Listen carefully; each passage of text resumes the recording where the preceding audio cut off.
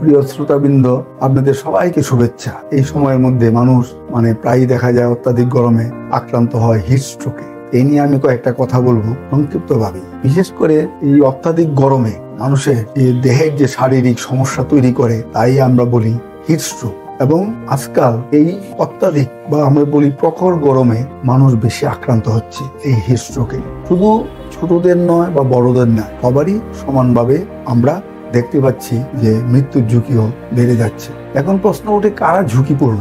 যারা প্রখর রোদে বা সূর্যালোকে কাজ করেন, হৃদরোগ বা ডায়াবেটিসে ভুগেন, যারা মদ্যপায়ী অথবা বুড়োরা অর্থাৎ যারা বৃদ্ধ, তাদেরই ঝুঁকি বেশি। এখন প্রশ্ন ওঠে যে এই হিটস্ট্রোকে আক্রান্ত হওয়ার আগে কি উপসর্গ অথবা কি দেখা যায়, রুগীরা কি বলে? দেখবেন রুগীরা বলে যে আমার মারাত্মক পিপাসা লাগছে, চোখে অন্ধকার দেখছি এবং মাথা ক্রমশ ঘুরছে। কিন্তু পরবর্তীতে যে উপসর্গগুলো দেখা দেয় তা হচ্ছে রুগী হঠাৎ হয় বসে আছে অথবা দাঁড়িয়ে আছে, হঠাৎ করে পড়ে যায় এবং অজ্ঞান হয়ে যায়। এবং দেখা যায় রুগীর শরীরে ঘাম থাকে না, রুগীর প্রচন্ড জ্বর এবং খিঁচুনি হয় এবং রুগী আবল তাবল বকতে থাকে। এবং এইভাবে যখন চলতে থাকে তখন দেখা যায় যে রুগীর পরবর্তীতে পা হাত ক্রমশ শীতল হতে থাকে অর্থাৎ ঠান্ডা হতে থাকে। তখন আমরা ধরতে পারি রুগী হিটস্ট্রোকে আক্রান্ত।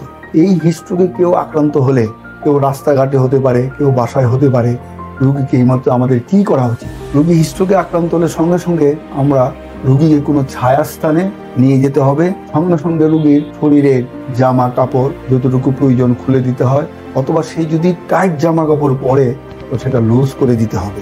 আর সঙ্গে সঙ্গে রুগীকে দ্রুত পাখা দিয়ে আমরা বাতাস করি, অথবা যদি এসি থাকে এসির নিচে আমরা নিয়ে যেতে পারি। পরবর্তীতে আমরা এই রুগীকে তার সারা শরীর যেন ঠান্ডা থাকে, সেই জন্য আমরা ঠান্ডা পানি আমরা সারা শরীরে ঢেলে দিব, ঢেলে দিয়ে যে পর্যন্ত রুগী শরীর ঠান্ডা না হয়, কারণ সে মারাত্মক জ্বরে আক্রান্ত হয়ে পড়ে।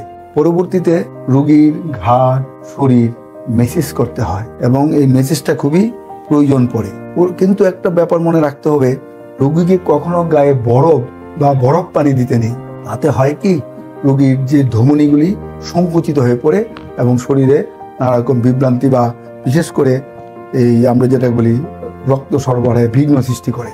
আর যেসব রোগী পরিশ্রমী এবং যারা সারাদিন পরিশ্রমের কাজ করে, সে যদি এই মুহূর্তে অজ্ঞান না হয়ে থাকে, তাহলে আমাদের উচিত কমপক্ষে 8 থেকে 10 লিটার তাকে পানি অথবা শরবত খাওয়াতে হবে। এবং পরবর্তীতে আর বিলম্ব না করে আমরা এই হিটস্ট্রোকের রোগীকে তাড়াতাড়ি চিকিৎসকের কাছে অথবা হাসপাতালে নিয়ে যেতে হবে।